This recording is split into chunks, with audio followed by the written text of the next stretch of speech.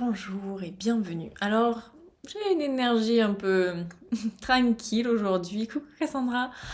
Car ça fait quelques nuits que je ne dors pas puisque ma fille est malade. Mais je suis là et on va parler de ce sujet qui est très important. Donc, comment je suis venue à me dire on va faire ce petit live là parce que la semaine prochaine je vais donner des ateliers sur mon processus qui amène à transformer véritablement sa vie. Et en fait, ça marche pour tout dans notre vie. Et je me disais, c'est tellement, quand on ne le sait pas, quand on n'a pas encore vécu ce process, c'est tellement impalpable. Je me suis dit, je sens que j'ai besoin de donner des exemples. Et pour ce qui est des relations amoureuses, des relations intimes, mais finalement, vu que ça marche sur tout, on peut le transposer également aux relations amicales, familiales. Ça va donner du concret. Et c'est vraiment déjà un bon noyau de choses qui font souci dans la vie des humains. Euh, pour ceux qui ont lu ou vu Mange, Prie, Aime, il y a un passage, je crois que c'était dans le livre, je sais plus si dans le film ils en parlent, où elle dit que elle a voyagé à travers le monde et qu'elle a vu des gens dans une misère pas possible et que finalement les questions qu'on venait lui poser c'était en lien avec les relations amoureuses. Elle-même, elle est aussi en quête de ça. Elle dit c'est sidérant de se dire ces gens ont presque rien pour manger, mais ils se demandent si un tel est amoureux ou pas et comment il pourrait regagner son cœur. Et je me dis c'est un des fondamentaux pour nous humains, c'est d'arriver à être en interaction relativement tranquille avec quelqu'un pour qui on a des sentiments. C'est quand on a posé ça, on a posé déjà beaucoup de problèmes dans notre vie. Donc voilà, je me suis dit ça va être un très bon exemple pour pouvoir déjà vous amener aussi aux ateliers pour que vous puissiez comprendre concrètement en fait à quoi ça sert, tous ces trucs un peu spirituels, un peu barges qui vont dans tous les sens que j'évoque ces derniers temps. Donc, finalement qu'on soit célibataire ou qu'on soit dans une relation qui nous satisfait pas pleinement, ce live est valable. Je l'ai vraiment pensé, je l'ai vraiment réfléchi, je suis pas arrivée ici les mains vides, il vous rassure. Et limite, j'ai envie de vous dire, prenez des notes, prenez aussi des pauses pour pouvoir, voilà, vous imprégner tout ça parce que même si c'est un live comme ça, que c'est pas aussi solide qu'un atelier, vous allez avoir, je pense, des bons déclics. Le premier truc pour pouvoir accéder à ces fameuses relations qui nous font tant de bien, qui sont saines pour nous, qui sont aussi complètement satisfaisantes, qui sont en adéquation avec ce qu'on désire, un premier passage, je crois, obligatoire, en tout cas dans mon expérimentation et avec les personnes que j'accompagne, c'est vraiment à chaque fois ça. Le premier truc indispensable, c'est de désencombrer. Désencombrer, ça veut dire quoi? C'est surtout sur le plan psychologique, émotionnel, mais ça va très vite, on va dire, passer dans la matière et dans le concret. Je vous donne un peu d'exemples pour que ça soit plus facile à comprendre. On a comme plein de règles qui sont en place, qui sont venues s'introduire comme ça en nous depuis petit et petite, au travers de ce qu'on a entendu des adultes, des films, des livres qu'on regardait, parce qu'il y a tout ce truc déjà romantique, et même le romantisme, on n'oublie pas que c'est un mouvement, c'est un conditionnement. Et donc il y a toutes ces choses comme, moi j'ai déjà entendu, venant d'un ami qui est protestant, il me disait que sa mère lui disait le premier amour, il est à quelque part tellement fort, tellement important que si c'est ton premier amour que tu quittes, tous les autres, c'est un peu comme de la colle, je crois qu'elle lui avait expliqué.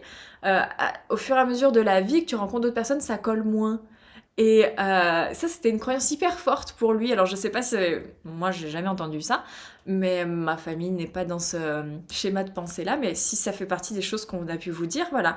Ça, c'est ce genre de truc, ce genre de pensée, de croyance, ça vient déjà complexifier beaucoup et de se désencombrer de ça avec respect, avec nous-mêmes, c'est quelque chose d'hyper important. Celui auquel vous n'avez pas pu échapper, c'est le truc de l'âme sœur. Le bon ou la bonne. Et ça cause, je trouve, en fait, j'ai beaucoup souscrit à ça, et j'observe parfois des parts de moi qui sont encore en train d'adhérer à cette croyance-là, mais ça cause énormément de souffrance. C'est hallucinant à voir, parce que d'où sort ça? C'est important de questionner, c'est d'où ça vient, quelle substance ça a, à quel point est-ce réel ou pas? c'est super important d'aller se questionner à l'intérieur, de se dire, moi, dans mon ressenti, est-ce qu'il n'y a qu'une seule, véritablement, personne pour moi sur Terre?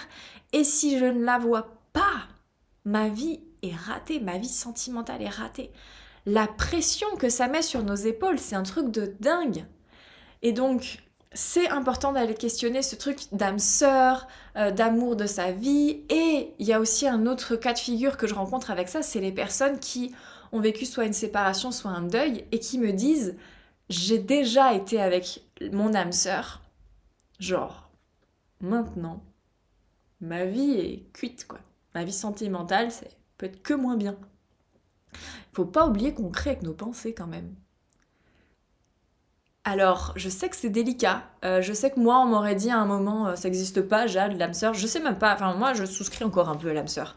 Mais je vois à quel point les codes humains qu'on colle à ces concepts-là sont hyper restrictifs, nous maintiennent serrés, nous donnent beaucoup de pression, de culpabilité, et qu'il y a besoin, voilà, que ça respire un peu, de faire de la place avec toutes ces histoires-là. À chacun d'aller trouver véritablement ce qui est juste ou pas pour lui. Ne prenez surtout pas mes paroles pour acquises, remettez-les en question, ne me croyez pas. C'est très très très très personnel. Mais c'est important d'aller remuer un petit peu ça à l'intérieur de soi et de questionner, moi, à quoi est-ce que j'ai envie de souscrire. Après, qu'est-ce que j'ai pu entendre? Là, c'était un peu plus ado. Mais des fois, j'entends encore chez les adultes des phrases de ce style qui peuvent un peu émerger. Il y a, malgré toutes les règles qu'on peut entendre, tous les codes, il y a des fois des histoires de faudrait qu'on soit à beauté égale, à situation sociale égale, niveau professionnel, financier, tout, tout. Sinon, ça ne marche pas. Et on voit qu'en fait, on a rarement qu'un seul filtre. Et disons qu'il y a tout ça de potentiel de rencontres, de relations heureuses et saines. Et il y a toute la société qui vient mettre des filtres. Par exemple, c'est dur. Si tu es, j'allais dire un riche bourgeois français, mais je ne sais pas comment on pourrait vraiment illustrer ça à notre époque. Bref, voilà.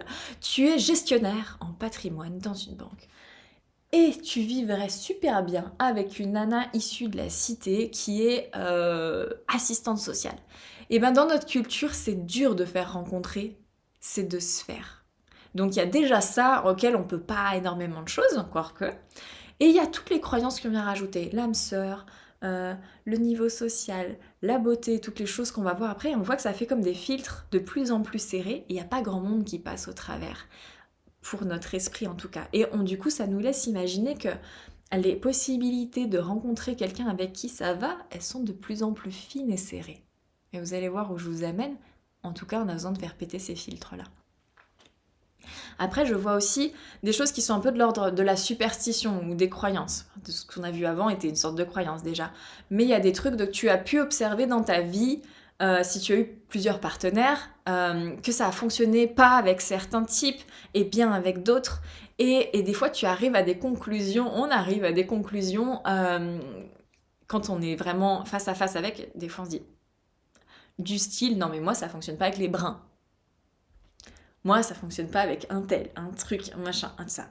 Et ça, c'est des croyances. Et ça vient nous limiter aussi. Qu'est-ce qu'il peut y avoir Ah oui, le truc qui vient beaucoup se relier à l'âme sœur, un amour pour toute la vie et tout ça, c'est si tout n'est pas parfait à 100% tel que mon mental l'a décidé, alors ça veut dire que ça n'est pas le bon. Cette déduction-là, c'est une croyance, ça n'est pas la vérité. Sur le plan de l'âme, une relation aussi proche que des relations amoureuses intimes, ça a un intérêt de venir nous chercher dans des endroits inconfortables. Parce que c'est tellement proche de nous qu'on ne peut pas nier les choses. Et de pouvoir être dans cet inconfort-là nous donne envie d'en sortir.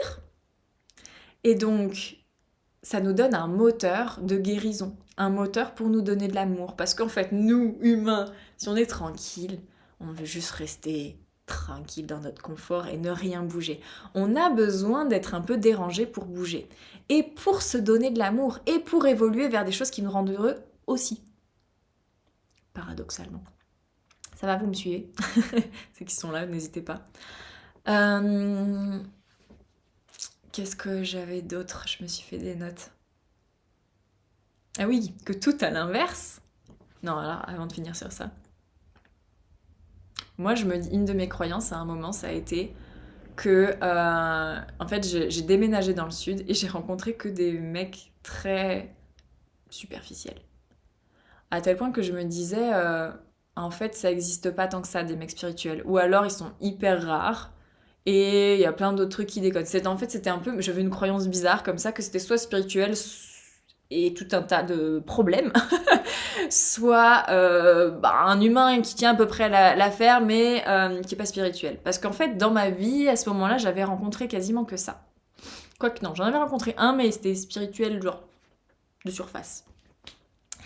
Et du coup, je me disais, en fait, ça n'existe pas. Et il y a un moment, après avoir bien pleuré et demandé de l'aide, tout d'un coup, ça m'est venu et je me suis dit, mais on est 7 milliards sur Terre, Jade.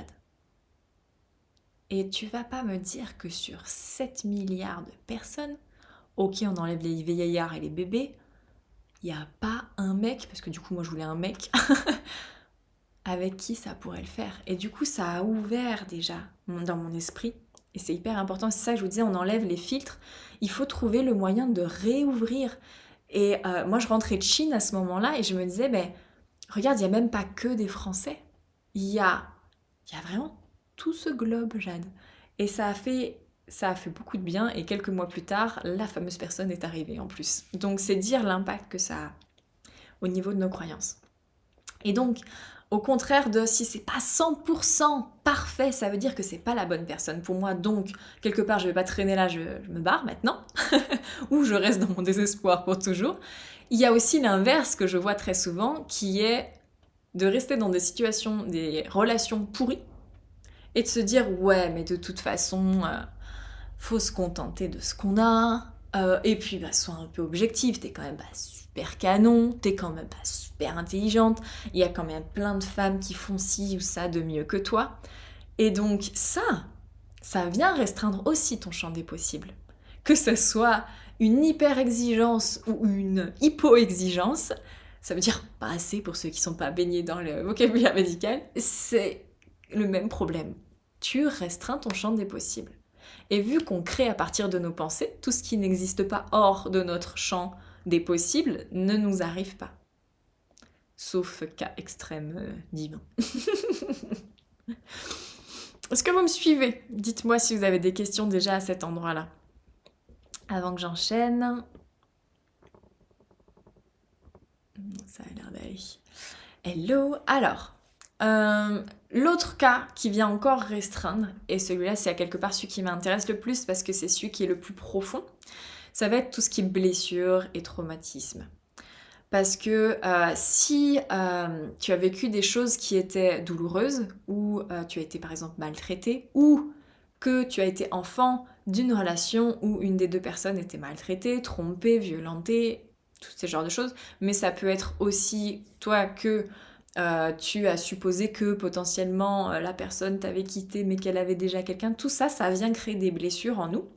Et puisqu'on n'est quand même pas 100% maso, on évite de retourner dans ces situations qu'on sait qui vont nous faire souffrir. Sauf que il y a un gros amalgame qui se situe à l'endroit de on sait, parce qu'en réalité on ne sait pas. Mais le cerveau par protection fait des raccourcis comme ça et dit la dernière fois j'ai eu tellement mal qu'il va en déduire quelque chose, une règle en fait, pour nous protéger. J'ai eu tellement mal que l'amour, ça fait mal, donc si je veux pas souffrir, pas d'amour. Et ça donne des comportements comme je vais être dans des relations et moi je vais être un peu fuyant, je m'engage pas, je n'ai que des plans cul. Ça c'est une forme de protection due à une pensée, due à une expérience. Ça peut être pour les choses un peu plus costauds. Là dernièrement, j'ai accompagné sur Les hommes sont dangereux. Donc tu as envie de te mettre avec un homme, mais il y a une part de toi qui dit que les hommes sont dangereux. Ça va pas être simple la relation. Et donc tant qu'on n'a pas guéri et apporté de l'amour à ces endroits-là, c'est difficile d'avoir accès à la relation qu'on désire Parce qu'en fait, ces systèmes de protection viennent, encore une fois, restreindre notre champ des possibles. C'est un peu dur à entendre parce qu'on se dit, ouais, ben là, j'ai le cœur qui a mal, t'es en train de me dire qu'en gros, j'ai pas accès à une relation saine. C'est pas exactement ce que je veux dire. Le point qui est hyper important à retenir là-dedans, c'est si tu te reconnais et que là, ton cœur a mal, il y a besoin d'aller prendre soin de ce cœur. Il y a besoin d'aller guérir ces endroits-là, d'y apporter de l'amour, de la compréhension, coucou Marion, pour que justement ce que tu as vécu ne se reproduise pas. Et dans les milliards de systèmes qu'on a mis en place pour éviter la souffrance, on peut sauter d'une relation à l'autre et jamais rester seul. Et en fait, si on se reconnaît dans ces endroits où on est meurtri, c'est vrai que c'est inconfortable, mais très souvent, bien qu'il n'y ait aucune règle qui dise c'est obligatoire, très souvent, ça va faire beaucoup de bien de pouvoir avoir un sas de guérison pour nous, où on reste face à cet inconfort. Rester face à cet inconfort seul, c'est pas hyper bénéfique. Il faut le faire, je crois, avec quelqu'un qui sait t'accompagner justement là-dessus, qui va t'aider à voir ce qui se passe, à apporter de la douceur. Juste rester les yeux dans les yeux avec ses enfers, c'est pas top. Mais voilà, c'est pour dire qu'il y a besoin de passer à un endroit d'inconfort où tu vas pouvoir panser tes plaies, mettre du baume dessus, apprendre à te reconstruire pour accéder à ce champ des possibles qui s'est réagrandi, qui a un gros potentiel de joie. Parce qu'en fait, si on ne fait pas ça, on agit juste par éviction de la souffrance. Et je trouve que ça crève les yeux dans les relations amoureuses parce qu'en fait, c'est tellement proche de nous que ça fait tellement vite mal. Ça vient tellement parler d'un truc fondamental pour l'humain qui est est-ce que je suis aimable ou pas? Ça, même les gens qui affirment qu'ils s'en foutent, je ne les crois pas. Parce que quand tu grattes un peu, on retombe pour tous, et je m'inclus dedans. Est-ce qu'on m'aime ou pas? Et si on ne m'aime pas, ça fait mal. Et donc, forcément que si on est un peu, si on est pressé, si on n'est pas conscient, si on ne prend pas ce temps de pause pour nous, bien sûr qu'on va fonctionner en mode automatique et qu'on va se dire juste comment est-ce que j'évite de souffrir. Mais ce truc de comment j'évite de souffrir, petit à petit, au fur et à mesure de notre vie, nous fait nous rapetisser, restreindre complètement ce qui est accessible pour nous. Et ça, c'est parce que ni je vous souhaite, ni je me souhaite. Et c'est pas comme ça qu'on arrive à créer une relation de ouf, de dingue, avec le cœur ouvert, avec des choses magnifiques qui se passent. Pour que la magie pénètre, on a besoin que les frontières, c'est pas le mot que les murailles puissent retomber. Est-ce que vous me suivez? Par rapport à ça, dans Vivre éveillé, vous avez plusieurs modules vraiment sur les relations amoureuses et celui qui m'intéresse là avec ce dont je parle, c'est la libération de trauma. Yes, tu suis Marion, merci.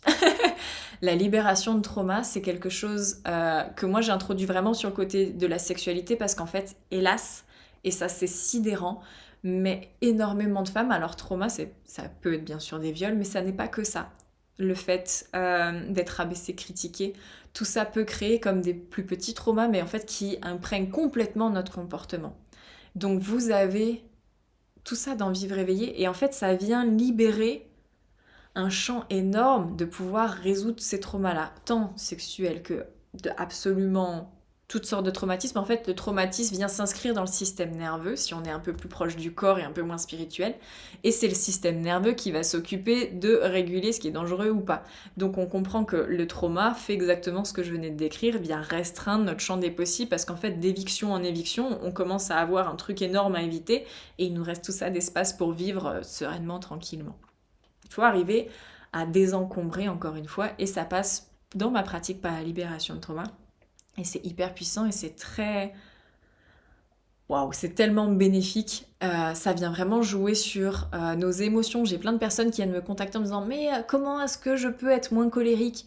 Genre non, c'est pas comme ça qu'il faut procéder. C'est d'abord, tu viens chercher pourquoi tu es en colère. Tu viens apporter de la guérison dessus, de l'amour en te libérant. Et après tu verras, et tu as le droit d'être en colère, et tu verras que la colère, elle est hyper bénéfique pour te faire accéder à ce que tu souhaites, parce que la colère, c'est un feu, c'est un truc qui va te donner un élan de dingue. Bref, je pars un peu dans tous les sens. Je me raccroche, j'en viens à nos moutons. Comment, du coup, est-ce qu'on attire, une fois qu'on a désencombré tout ce qui nous rétrécissait, comment est-ce qu'on arrive à attirer ce qu'on souhaite? Eh bien, pareil, vous avez tout un module sur la manifestation dans Vivre éveillé, je ne vais pas rentrer là-dedans, j'ai donné différents lives sur le sujet. Ça fait sens, donc pas si éloigné. Merci Marion. Ouais, quand même, j'espère faire des divagations qui sont quand même un petit peu connectées. Oui, donc je vais pas partir sur la manifestation, mais finalement ce que je vous dis, ça en fait partie, c'est un peu l'essence même. C'est que là, on parle de relations amoureuses, donc ça vient toucher à notre cœur. Bien sûr, ça vient également toucher aux chakras du bas qui sont le plaisir, la sexualité, toutes ces choses-là. Mais intéressons-nous au cœur. C'est l'organe le plus magnétique de notre corps. C'est-à-dire que c'est lui qui attire. Donc on voit encore une fois, je radote, l'intérêt de pouvoir avoir désencombré tout ce qui encombrait, enfin tout. L'idée c'est pas d'être javelisé, d'être impeccable, sinon on n'est plus humain, mais d'avoir suffisamment désencombré notre cœur, suffisamment guéri, pour qu'il puisse avoir, pour que son potentiel de magnétisme soit au service de ce qu'on souhaite. Parce qu'en fait, il attire, il magnétise tout le temps. Sauf que s'il est blessé, il magnétise déjà, si on n'est pas conscient qu'on magnétise, on fait un peu... On a une pensée, on attire n'importe quoi, on se répète que les hommes sont dangereux et violents. Là, ça magnétise, qu'est-ce qui nous arrive? Voilà. Et si, mettons qu'on arrive à avoir un espèce de cerveau en apnée, chose... Personnellement, je ne suis pas encore arrivée, et qu'on ne se dise rien à partir du moment où ici c'est tout meurtri, déjà quoi qu'il arrive ça va faire mal. Le nombre de personnes, et ça vous avez déjà dû l'entendre, même dans les films si c'est pas dans vos amis, des mecs qui ont l'air mais hyper bienveillants, hyper clean, et la nana qui est toute blessée et qui va dire ah, tu te rends compte, il essaye de me prendre pour une conne, et elle te renverse le truc. Ça c'est les cœurs blessés qui n'arrivent même pas à voir que c'était bon pour elle. Donc voilà, tout l'intérêt d'apporter de la guérison, je pense que ça devient de plus en plus clair. Si ça ne l'est pas, surtout n'hésitez pas à me poser les questions, les lives ils sont là pour ça. Oui, donc, notre cœur est magnétique. Une fois qu'on a fait place nette, c'est inévitable de pouvoir déjà attirer ce avec quoi on va raisonner. Et pour pouvoir raisonner, attirer, magnétiser des choses en adéquation avec ce qu'on désire, on a besoin de passer par l'amour de soi. Parce que quand je vous parle de penser les blessures, quand je vous parle de changer nos croyances, en fait, on a besoin d'arriver à cet endroit de « j'ai le droit d'avoir » une relation saine. J'ai le droit d'avoir une relation extraordinaire. J'ai le droit et je mérite, deuxième mot hyper important, faites tes post-it, marquez le je mérite, j'ai le droit à, c'est fondamental.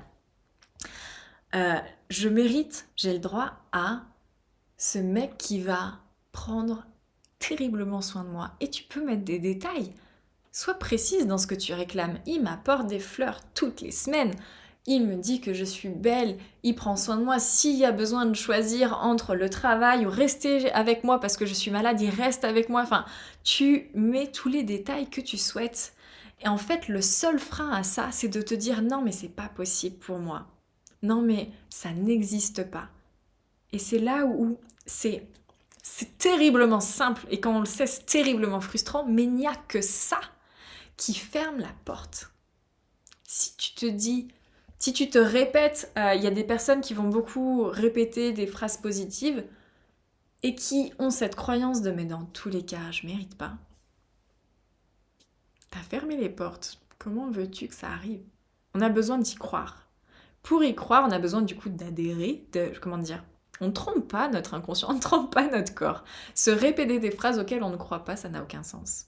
Enfin, ça n'a aucun sens. Ça a un petit effet, pour être sincère. Mais ça n'a pas la puissance que les choses auxquelles on croit. Donc, si tu te répètes, j'attire un homme riche et merveilleux pour moi, et que tu y crois un petit peu, et que le truc auquel tu es très sincère, et que tu crois fondamentalement, c'est que tu ne le mérites pas et que ça n'arrivera jamais, ça n'arrivera jamais. Donc, on a besoin de croyances auxquelles on adhère. Ça aussi, je vous apprends à le faire dans Vivre éveillé, mais du coup, si vous prenez des accompagnements en individuel, vu que vous avez Vivre éveillé offert, vous y avez droit, quelle que soit la façon dont vous travaillez avec moi, comment est-ce qu'on transforme nos pensées pour les croire et que du coup, elles deviennent vraiment impactantes et magnétiques. On va pas partir là-dessus non plus, mais voilà, c'était pour vous dire un peu comment ça fonctionne. Donc, prendre conscience qu'on a le droit, prendre conscience qu'on mérite, ça change la donne et y croire. Pas se persuader, y croire. Ensuite, autre chose importante qui découle de ça, c'est qu'à partir du moment où tu y crois, tu sais que ça va arriver. Tu fais la place dans ta vie. S'il y a 0 place pour cette personne merveilleuse que tu appelles, ben, même si elle est là, elle ne peut pas rentrer. Et ça peut même, en manifestation, c'est un peu une feinte à utiliser, c'est d'avoir, je sais pas, tu vis dans un petit appart, ben tu vas quand même acheter une 2e chaise. Tu mets des tableaux où il y a des couples. Tu peux peut-être même mettre le couvert, j'en sais rien. En tout cas, tu te fais vivre, il y a la place. Je ne mentionnerai pas qui, mais j'ai trouvé ça tellement mignon et tellement beau. Une personne qui est seule et qui m'a dit j'ai acheté une serviette 2 places pour la plage. Voilà. Ça, c'est je fais la place. Et je fais la place, c'est aussi sur j'ai un emploi du temps surbooké. Parce qu'en fait, c'est très inconfortable de me rendre compte que je suis seule. Du coup, je m'occupe énormément. Eh bien, fais de la place. Déjà de façon très pragmatique. En faisant de la place, tu as du temps. Quand tu as du temps, tu peux rencontrer des gens. Bien qu'on est d'accord, l'univers est beaucoup plus malin que ça. Si tu dois rencontrer quelqu'un, tu vas le rencontrer au travail, je ne sais quoi. Mais fatalement, tu envoies pas le même message à l'univers si tu es overbooké que si tu laisses de la place. Tout en ne se maltraitant pas et en se disant mais en même temps là j'arrive pas et je ne laisse pas de place, c'est ma faute, nanana. Non, ce qui compte le plus c'est la clarté dans ton esprit. Tout ce que je dis sont plutôt des tips après à ajuster avec chacun. Une fois qu'on a fait tout ça, on a nettoyé, c'est clair dans notre esprit, il y a de la place pour ça, on sait qu'on mérite. On est aligné. Et énergétiquement, il est impossible que ce à quoi on est aligné ne nous arrive pas. En fait, on est tellement... Là, je vous parle d'un endroit où on est créateur de notre vie. Et J'adore le coup de la serviette, ouais, moi aussi, je trouve kiffé. On est tellement créateur de notre vie qu'on en soit conscient ou pas. Moi, tout le but de mes accompagnements, c'est de devenir consciente pour pouvoir créer ce qu'on veut. Donc, du kiff. Mais dans tous les cas, on crée. Je veux dire, avant d'avoir conscience de ça, toi et moi, on a toujours créé. Pour savoir où est-ce qu'on en est dans nos croyances, dans nos pensées qui nous amènent à créer, on a juste à regarder dans notre vie. Et ça nous donne ce à quoi je pense et ce que j'ai créé. En mettant de la douceur sur les trucs du style là j'ai une maladie, comment ça c'est moi qui l'ai créé et tout, c'est un autre débat. Ça ne veut pas dire que ça n'est pas vrai, mais c'est aussi plus vaste que ça puisqu'il y a du karmique, il y a du tout ça. Mais quand je commence à dire qu'il y a du karmique, tout un tas de personnes viennent me dire non mais moi en fait tout est clean, si je n'y arrive pas c'est à cause d'un karma. Ceci est aussi une croyance, mais je vais éviter de vous perdre là-dedans pour vous dire que c'est vaste. En tout cas, si vous suivez ce que je vous ai dit, vous allez voir que s'il y a un blocage karmique, il va remonter. On n'est pas obligé de faire une séance spéciale karma pour traiter le karma déjà. Et si le besoin s'en fait sentir, j'ai vu, je ne sais pas si tu es encore connectée Cassandra, que tu étais là, tu as œuvré sur un certain point et il y a un moment, c'est une personne qui est dans Vivre éveillé, tu as senti qu'il y avait besoin d'un soin sur un truc en particulier. Cet appel, il vient parce que, en fait, vu que tu suis la guidance de ton âme lorsque tu fais ça, tu sais aussi la marche à suivre, les trucs à faire pour que ce que tu désires arrive. Est-ce que ça va? Ça vient quand c'est mûr, oui. Et c'est tout un... Tout ce que je vous dis sont des réglages hyper fins. Parce qu'en fait, il y a... Si ça n'est pas le moment pour toi de rencontrer cette super personne, ça ne sera pas le moment pour toi. Et quelque part, tu auras beau t'agiter, elle ne la fera pas apparaître par magie. Mais en même temps, ça veut pas dire on fout rien. Parce que si t'es tout encombré dans ta poubelle de croyances limitantes comme quoi de toute façon tu ne pourras jamais, et que tu restes là à te dire de toute façon si ça doit m'arriver, ça m'arrivera, si ça doit pas m'arriver, ça m'arrivera pas, et que tu ne fais rien, le fort taux de probabilité c'est quand même qu'il ne t'arrive rien. Donc moi je vois toujours ce truc de on a une part à faire, notre côté yang, notre énergie masculine, et on a une part à laisser faire et à laisser venir qui est notre part yin, notre énergie féminine, celle qui magnétise et qui attire. Donc ce que je vous dis, attention de ne pas basculer du coup dans une idée comme quoi on pourrait contrôler la vie. Là, c'est le mental qui rattrape tout ce que je viens de raconter, qui dit ok, comment je tords les choses pour que ça m'arrive. Encore une fois, parce qu'on veut éviter de la souffrance. C'est vraiment comment je me mets dans les dispositions, comment j'ai de la clarté, je fais toute la place, puis je m'en remets. Est-ce qu'il y a des questions? Grosso modo, je sais que j'ai fini, je reprends mes notes pour m'assurer que j'ai rien oublié. Ouais,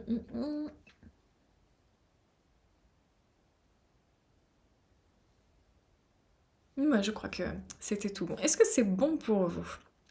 À savoir que si vous voulez creuser plus, comprendre mieux, rendre ça plus concret et tangible pour vous, il y a les ateliers lundi et mardi. Ils sont offerts, ils sont gratuits, vous avez juste à vous inscrire. Ils ont lieu à 12h30. Comme d'hab, c'est beaucoup mieux si vous êtes là en live parce qu'en fait, je pose tout le temps les questions et j'accompagne en fait les personnes qui me disent ok, moi c'est ça qui bloque et on le voit ensemble. C'est hyper riche en plus pour le groupe parce que chaque personne vient toucher des points auxquels nous on n'aurait pas pensé mais qui nous sont complètement utiles. Inscrite. Et du coup, on voit vraiment ça un peu comme si on était en séance. Je fais pas réellement des séances parce que je donne beaucoup de contenu, mais c'est beaucoup plus instructif et riche si vous pouvez être là en live. Nonobstant, vous avez les replays si vous ne pouvez pas être présente. Voilà. Et pour celles, s'il y en a parmi vous qui ont envie, qui sentent l'appel, il y a les accompagnements en individuel. Là, j'ai ouvert 4 places ce mois-ci. Donc, si vous sentez que activer ce pouvoir de création, de magnétisation, de conscience là, c'est un niveau que vous avez envie d'atteindre, ben venez.